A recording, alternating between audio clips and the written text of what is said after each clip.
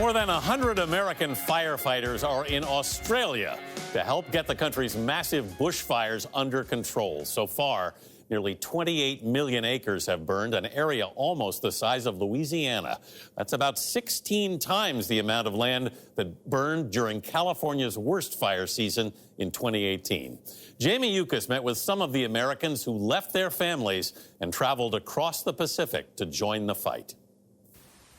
The American firefighters we spoke to have spent decades fighting wildfires across the West. They say they can't believe the amount of destruction these fires have caused in Australia. You can see how flames just rip through this area, and the damage goes on for miles.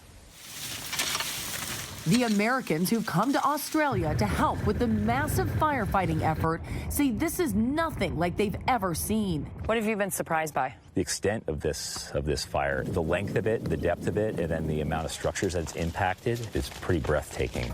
We'll fly this for an hour, and we'll never get out of the burn area. Jay Carl is helping coordinate air operations. He left his family behind in Colorado, including his 7-month-old son, to lend his support. I do miss him a lot, and thinking about having 4 more weeks, 3.5 more weeks over here, it gets challenging, but we have technology and, FaceTime. First day in a high chair. His family sends him videos to keep his spirits up.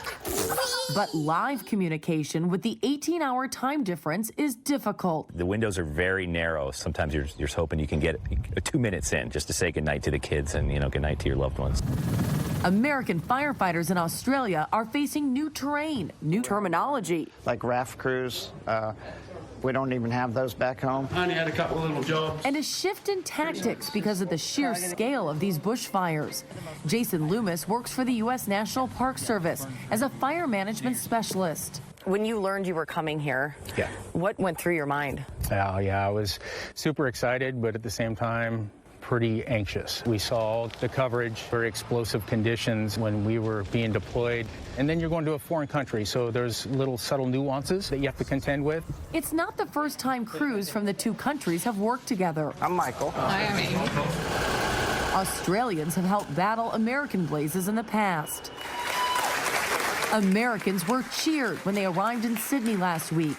Fire Management Officer Bart Kicklighter was among them. How did that feel to get such a warm reception? It felt really good. It felt like we were respected as we respect them. It felt good to be able to come over here and return the favor to fight fire over here. For Australian firefighter Mark Williams, the feeling is mutual.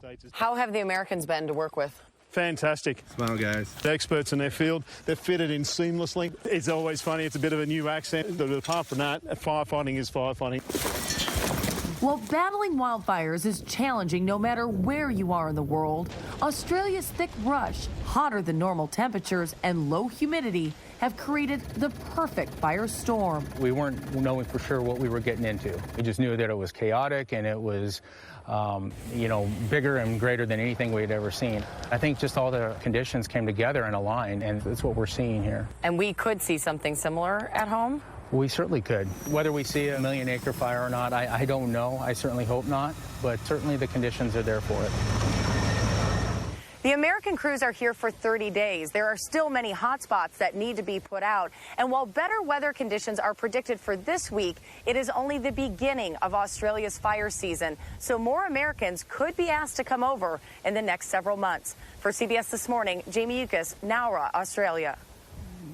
And they want to go. One of my favorite scenes was when they got off the planes in Australia at the airport. They got cheered. Yeah, and the people started. I like when the Australian firefighter said there's a lot of weird accents from the Americans. I'm like, no, you have the weird accent. That's right. We're doing it right. The main thing is that battle is far from over. A million-acre fire. Exactly. Before we go, how our third grader cried, well, tears of joy because of the University of Michigan's marching band. You're going to like this story. We'll be right back. My name's